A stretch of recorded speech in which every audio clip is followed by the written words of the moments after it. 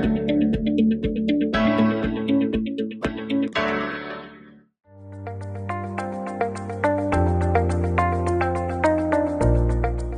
Students, a very warm welcome to all of you. आज के इस सेशन में हम एक बहुत इंटरेस्टिंग बात करने वाले हैं। आपने देखा होगा कि कई बार हम सोप्स एंड डिटर्जेंट्स को यूज करके क्लीनिंग करते हैं, वही सोप, वही डिटर्जेंट और पानी, बट कई बार तो क्लीनिंग एकदम एप्रोप्रिएट होती है। Same soap, same detergent and पानी हम यूज करते हैं, लेकिन क्लीनिंग एप्रोप्रिएट नहीं होती। अब आप सबके दिमाग में एक क्वेश्चन उठेगा, ऐसा क्यों? The answer lies in the formation of scum. तो आज के इस सेशन में हम soap, detergent, water and scum ये सब समझेंगे कुछ एक्टिविटीज के थ्रू। आइए स्टार्ट करते हैं। वाटर में look same everywhere, but chemically थोड़ा सा डिफरेंस होता है। So technically there are two types of water, soft water and hard water. जो हार्ड वाटर होता है, it contain dissolved calcium and magnesium salts.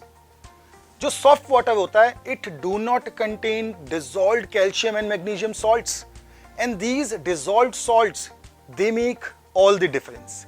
यही डिसॉल्व्ड सॉल्ट्स जो हार्ड वाटर के अंदर होते हैं, लेटर दे फॉर्म्स स्कम, और स्कम की वजह से जो क्लीनिंग एक्शन होता है वो हिंडर हो जाता है। आइए डिटेल में कुछ एक्टिविटीज से इनको समझने की कोशिश करते हैं। So for this activity we require certain things. We require a few test tubes with test tube stands.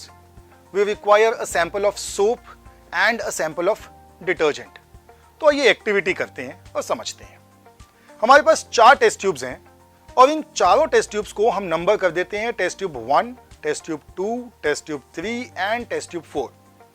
Test tube 1 and 2 इसमें हम डालते हैं सॉफ्ट वाटर, और टेस्ट ट्यूब 3 एंड 4 इसमें हम डालते हैं हार्ड वाटर। अब टेस्ट ट्यूब 1 जिसमें कि सॉफ्ट वाटर है, इसमें ऐड करते हैं थोड़ा सा सोप और इसे शेक करते हैं। इसमें फोम बन गया, यानी सॉफ्ट वाटर के साथ सोप फोम बनाता है। इस ऑब्जर्वेशन को अपनी ऑब्जर्वेशन टेबल में नोट डाउन कर लेते हैं। Let's move on to test tube number 2। Test tube number 2 में हमारे पास है सॉफ्ट वाटर और इसमें ऐड करते हैं थोड़ा सा डिटर्जेंट। इसे भी करते हैं शेक, इसमें भी फोम बन गया, यानी कि सॉफ्ट वाटर डिटर्जेंट के साथ भी फोम बनाता है। इस ऑब्जर्वेशन को भी अपनी ऑब्जर्वेशन टेबल में नोट डाउन कर लेते हैं। Let's move on to test tube number 3। अब टेस्ट ट्यूब नंबर 3 में हमारे पास है हार्ड वाटर। हमने हार्ड वाटर में डाला थोड़ा सा सोप, इसे किया शेक, थोड़ा और शेक करते हैं। इसमें फोम नहीं बना, लेकिन कुछ सब्सटेंस मुझे नीचे दिखाई दे रहा है, कुछ सब्सटेंस जो इनसॉल्यूबल है। यह है स्कम। यही वो सब्सटेंस है जो क्लीनिंग नहीं होने देता, यानी कि हार्ड वाटर सोप के साथ स्कम बनाता है, फोम नहीं बनाता।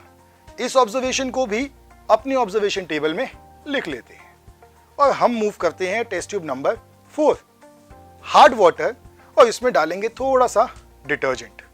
इसे किया शेक, इसमें भी फोम बन गया। सो इस ऑब्जर्वेशन को भी हम नोट डाउन कर लेते हैं अपनी ऑब्जर्वेशन टेबल में। अब ऑब्जर्वेशन टेबल तो हमारे पास कंप्लीट है। आइए इस ऑब्जर्वेशन टेबल को डिटेल में डिस्कस करते हैं। टेस्ट ट्यूब 1 एंड 2 दोनों में हमारे पास था सॉफ्ट वाटर। टेस्ट ट्यूब 1 में हमने सॉफ्ट वाटर में ऐड किया सोप। अब soap is a cleaning agent which is made from natural fats and oils, typically sodium salt of long chain carboxylic acids. ये जो सोप होते हैं, ये सॉफ्ट वाटर में बहुत बढ़िया क्लीनिंग एक्शन करते हैं और इसीलिए ये फोम फॉर्म करते हैं। ये जो फोम की फॉर्मेशन होती है, ये हमें बताती है कि क्लीनिंग एक्शन हो रहा है। सिमिलरली जो टेस्ट ट्यूब 2 थी, इस टेस्ट ट्यूब में सॉफ्ट वाटर के साथ हमने ऐड किया था detergent, and detergent is a synthetic cleaning agent, usually sodium salt of long chain benzene sulfonic acids.